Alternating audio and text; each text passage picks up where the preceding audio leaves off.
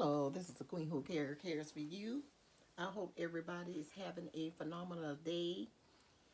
And it is in here in Atlanta, Georgia. It is pouring down raining. I didn't know it was going to rain today. I usually uh, Google the rain in my area, or sometimes I just turn on the news early in the morning. But um, I got up uh, early, but then I went back to sleep because I was kind of in pain and everything.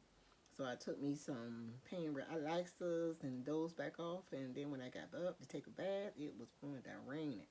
I had to run out get something to eat. And when I came back, I'm telling you, it was raining even harder.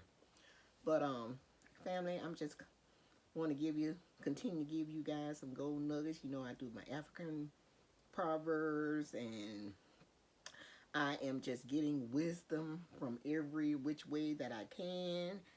I mean, my channel has really took a turn. You know how I started off video and all kind of little stuff that's going on the street and all that kind of stuff. But you know what? Like I said, as you grow older and age and you see life for what it really is, it's you have to get away from all that little foolishness stuff. And like I said, when you live and you go through different life experience, you will grow out all that little stuff, and it really doesn't matter no more. Cause I be out when I'm out and about, I see all kind of stuff now probably that I would have videotaped, but you know what? It doesn't matter. It doesn't. It's not. Um, it is not uh, enhancing our ability to become wiser, to make correct decisions on the things that we go through in this lifetime. So it doesn't matter. We know these people, how they dress and how they carry on and all this kind of stuff. We know all this is going on. But it do not make any sense to record it. But you know, I guess when you first start off your YouTube channel, you go through phases and you just say, you listen to other content creators. Oh, everything is content, and but you know what? We have to be selective of the content that we choose to give our audience. And I'm going to say it again. We have to be selective of the content we choose to give our audience, because it's not everything that we want to record to give our audience just to say, oh, I'm going to get me some watch hours and I'm going to try to get my watch hours up and all this kind of stuff. It might go viral and all that kind of stuff. We have to just get away from all that. We really do. And we have to do what really matters. And right now in my life, as I age, it's time to give wisdom to the audience. It's time to enhance your ability to become the highest version of yourself so that you can leave a legacy in the earth. And I'm going to be coming from, I had this book years ago. You know, I was born and raised a Christian. And you know what? I still do have my Christian vows, because I believe that no sex before marriage, and no sex before marriage. And a lot of my Christian faith I do hold on to. I really do. Now, I truly believe it's a higher power. We didn't create ourselves, but I just don't believe in uh, Jesus Christ. I just don't believe that it was a man called Jesus Christ. I believe that that is a make-believe person. But you know what? I don't want to get into all that, because you know what?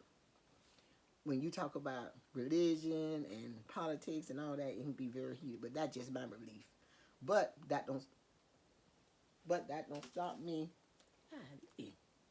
That don't stop me from being who I am. It really don't. It don't stop me from being who I am. But because there's a lot of people that call themselves a Christian, and I tell you, the way they live their life, I just have to do a double take. Because when I was a Christian, I went to Bible study. I did a whole lot of stuff. I went to Bible study. I cooked and fed the hungry and all that, and I'm still doing that. If I know somebody ain't got nothing to eat or whatever at work, I would get them money to get something to eat. If I got enough food, I would share it with them. If I can be a part of a soup kitchen or whatever, I would dive in, roll up my sleeve and dive in and help cook, whatever.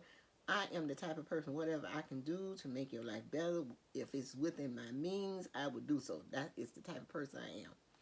And so as I, go about, because I have a bunch of books and stuff in my bedroom. I have a bookcase in my bedroom. I have a bookcase in my living room. I love to read. I love to suck up much as knowledge as possible. I don't get a chance to read like I want to, but I do read. And I found this little book by Dr. Miles Monroe. He was a very good pastor and speaker and motivated speaker and everything. And it's the name of it is Keys for Men. And I said, you know what? I think I'll read some, little quotes that he made, And you know what? A lot of people just like hearing, stuff like, people on YouTube reading and talk about it and stuff. Because a lot of times you might not be able to, read. You work 2 jobs, you go to school, you got family and husband and wife, and you just ain't got time to just really sit down and read. So you know what? You always can just turn on, get on social media and listen to somebody else read or talk about it, and you still would get what you need. You still can grab that nugget and run with it. Just like they say, you can use that nugget, or you can kick it to the side, chew on the bones you need, and spit the rest out. So, but I'm hoping that you would chew on all this and swallow and digest it, and may it blossom in your life beautifully. And this one says, it doesn't matter who your grandfather was. The important issue is what your grandchildren are going to say about you. I'm going to say it again. It doesn't matter who your grandfather was. The important issue is what your grandchildren are going to say about you. One more time. It doesn't matter who your grandfather was. The important issue is what your grandchildren are going to say about you. And you know what? That is so true, true, true, true. You know, we have to leave a legacy in the earth. Like I always say, we was not created to walk around and suck up air. We came into this universe for a reason. And if you don't know what your reason is, I suggest you really find it out, because it's very, very, very, very important that you do. Because everybody needs to know, why are they here? What was the purpose that you was created for? What are you supposed to do in the earth? Woo. And it's simple to change and touch lives, because we are all connected in one way than in another, more than you ever could imagine. But we have to, my grandfather was a good man. When I talk about him all the time, I had phenomenal grandparents. Richard Brown, a.k.a. Lil Bug, and Susie Bell Brown. Very modest, humble woman. And they touched my life dramatically.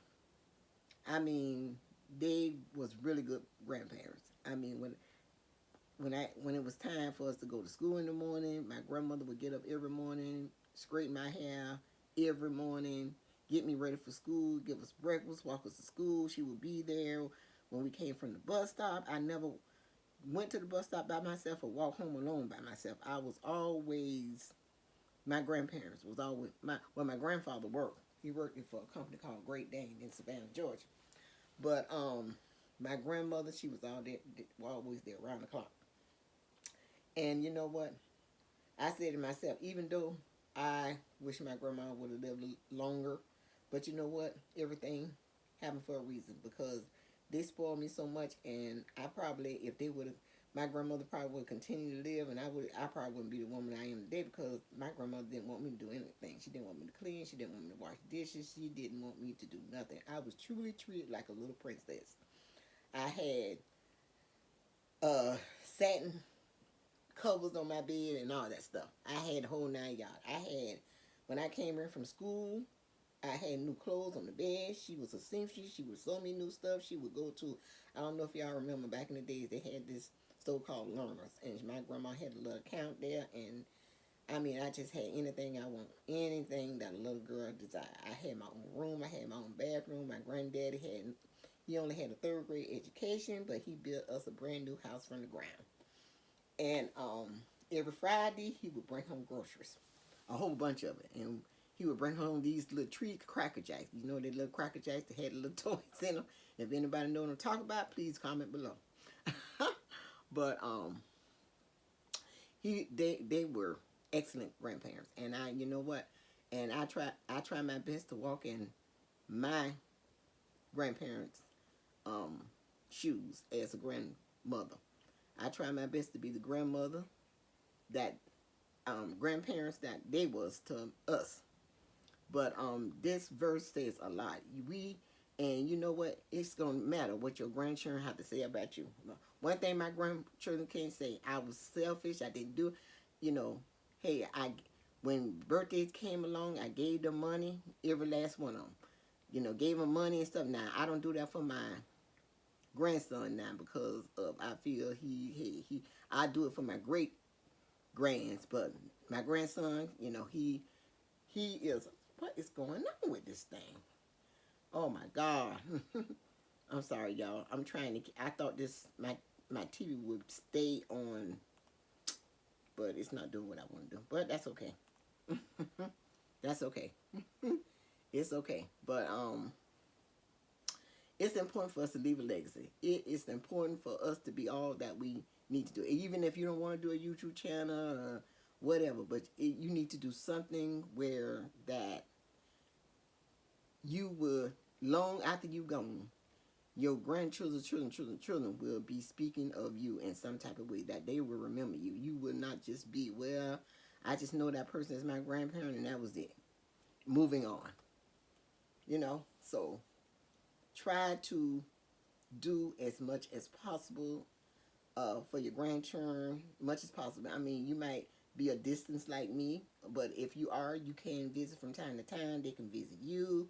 You can talk on the phone with them. You can do videos, all that kind of stuff.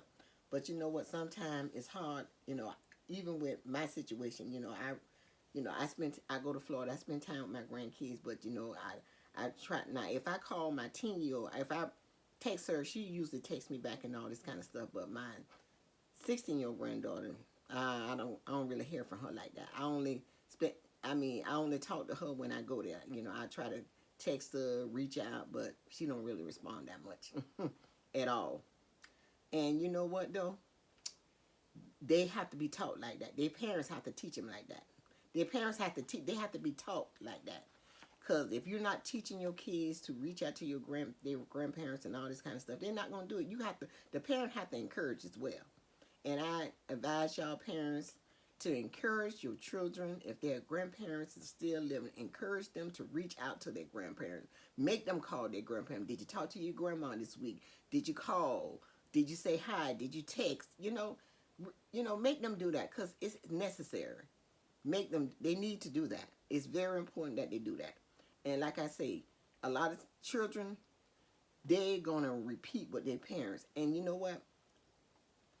Y'all parents, make sure if y'all parents, y'all got kids out here minors, make sure that you and your daughter, your son, or whatever connecting.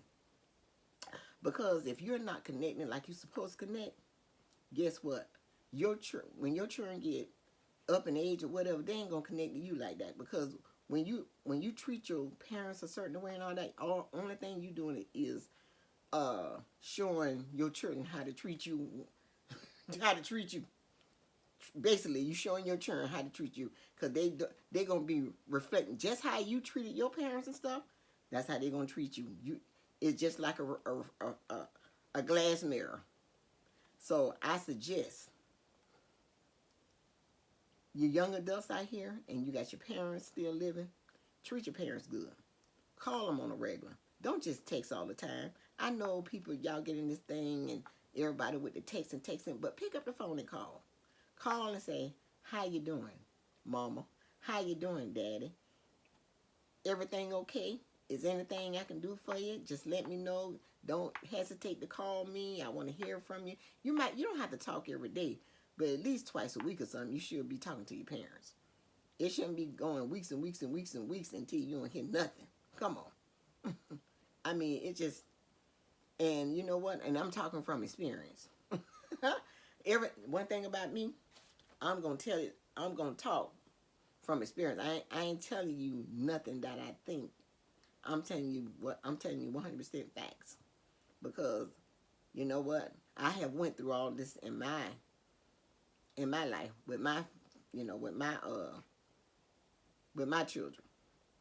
You know, it's okay to text from time to time, but sometimes you want to hear from me. You want to hear a voice on the other end. I know that, hey, you get caught up in your own life experience. You got doing this and doing that and doing that. But you know what? Like I say, if your children not is seeing you that you're not communicating with your parents like you supposed to, guess what? It's gonna come a time when your children gonna do this, you the same way. And then when things don't go the way you wanted to go, and you break down and you be like, what is going on? I mean, I did all this for this child, and this is a repayment that I get. This is where you got to remember how you treated your parents. Did you connect like that? Did you spend time like that? Nah, I'm just giving you something to think about. Something to chew on for real. But I am getting ready to sum it up. This is the Queen Who cares for you. And I'm always caring about all given situations. And I will see you guys in my next video. Peace, love, and happiness.